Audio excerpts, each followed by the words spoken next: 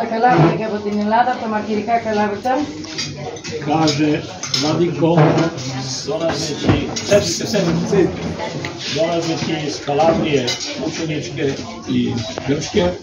Έχοντας διαβάσει το βιογραφικό σας και ξέροντας τη μεγάλη προσφορά σας, όχι μόνο στις εκκλησίες μας, αλλά και γενικά στον Κύριο και στο λαό. Mi smo inače upoznati, ali sa meni, da su upoznati sa mojim delom i sa onim što ja inače činim, odnosno pružam danas pravoslavnoj crkvi, ne samo ovdje nego i šire, pa i ovima koji nisu tu sa nama. Σας δίνουμε αυτό το μετάλλιο το οποίο έχει ένα περιστέρι φτιαγμένο από τη λέξη σπίς, που σημαίνει ειρήνη. Kaže, zbog toga mi smo odlučili da vam damo, dodelimo medalju koja je medalja mira i ona ima u stvari na sebi goluba i piše tu peace, što znači mir.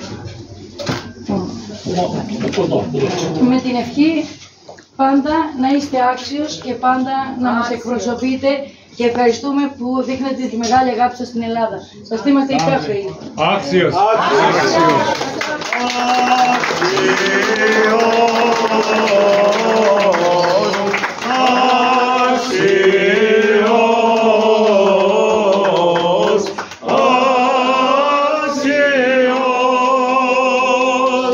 Rekla je na kraju da se mole Bogu za mene i da im je vrlo drago da znaju da ja volim grčki narod i to nikad ne mogu da mi zaborave. I zato mi dodeljuju i ovu medalju. Χαριστόπολη, δεν είμαι άξιος, αλλά τέλος πάντων πολλές φορές και κάποιοι που ανάξιοι κληρονομούν κάτι και συμβαίνουν αυτά τα έτσι ας το πούμε σφάλματα. Αλλά εν πάση περιπτώσει σας ευχαριστώ πολύ. Είμαι ευγνώμονας. Είστε ταπεινός. Βέβαια.